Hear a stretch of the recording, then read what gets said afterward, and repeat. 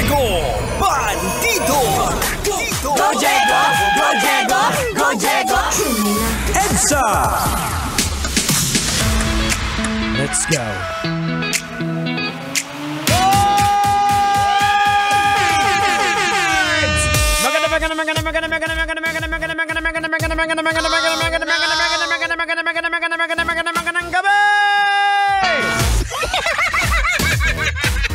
Metro and Mega Manila ang oras natin, 6:31 ng gabi.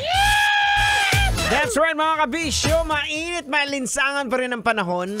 Pero alam niyo mga kabisyo, sa Facebook, may mga nakita ko mga ilang area na inulan. Oh no! Sana all. Wow! Diba? Sana umulan na talaga. Grabe, sobrang init na talaga ng panahon. At ang mga singit ay pinagpapawisan na. Ay mga kabisyo, ito na, hindi na natin matatagalin to. Pag-usapan na natin to. Viral at pinag-uusapan ngayon sa bansang Japan ang isang babaeng sikat na YouTube vlogger sa naturang bansa dahil sa kanyang ipinamalas na kakaibang katangian. Bukod kasi sa pagiging miyembro ng idol group. Grabe! Wow! Ay mahusay pa umarte si Micaela Wako Sato. Tagline din ito ang kanyang napakahabang dila. Oh no! Na umabot sa 9.9 centimeters. Dahil ikaw ang pinakamatalino dito sa atin, pag yung 9.9 centimeters, magkano i-convert sa inches yan? Ay, siguro kung 9.9 centimeters, it's around 3.8 inches. Wow! Grabe, galing mo tanga. So, ang haba nga. Okay, hindi na natin matagalin to. Logican na natin to, Tang. Ay, sige, logican mo na yan para mahimas-masan. Logika na yan! Logika na yan! Alright mga kabisyo, logican na yan. Anong leksyon ang ating mapupulot? Anong aral ang ating madudukot? Kailangan ba bang i-memorize yan? Basic boards, basic sa SOCMED o sa social media ngayon, ang kung ano-ano na lang ang gagawin para may content. Swerte mo kung maganda ka. Pogi, may talent pa, tapos may kakaiba pa sa'yo kagaya ni Micaela Wako Sato na mahaba ang dila. Alam mo, yun po yung dila, yun po yung malabas na nakikita natin sa mga pelikula na may mga aswang.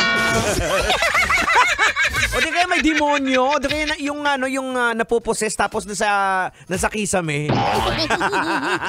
Diba? Parang nakakatakot ano.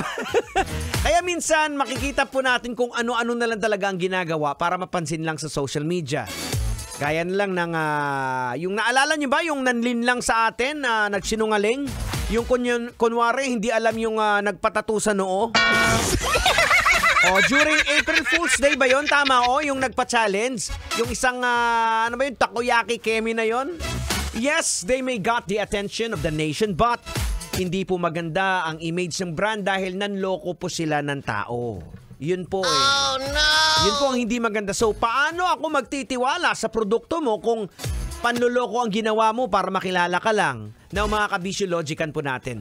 Bakit po may mga tao na ninanais na makilala sila kahit na sa mga negatibo pang pamamaraan?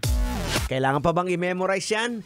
Minsan, ang mga tao po ay talagang ninanais o nagnanais ng anumang paraan sa kanilang pangangailangan para mapansin o yung tinatawag na mga angkol KSP.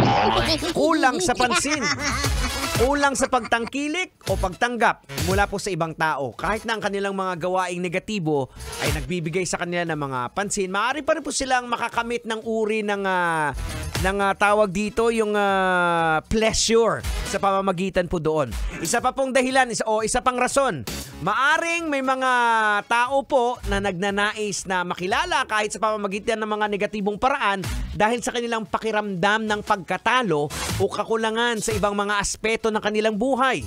Ang pagkakaroon po kasi ng kontrol sa pamamagitan ng paggawa ng negatibong mga gawain ay maaaring magbigay sa kanila ng pakiramdam ng kapangyarihan o kakayahan. Diba? ganito yung kumpare mo?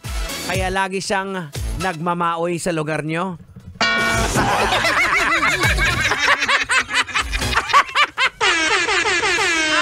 Aragoy! Maluoy ka! Sama-sama po tayo hanggang alas 9 dito sa programang Malupit ang Tugtugan dito sa EDSA. Sabay sigaw-sigaw! Walang iwanan! Kailangan pa bang i-memorize yan? Love Radio. Basic!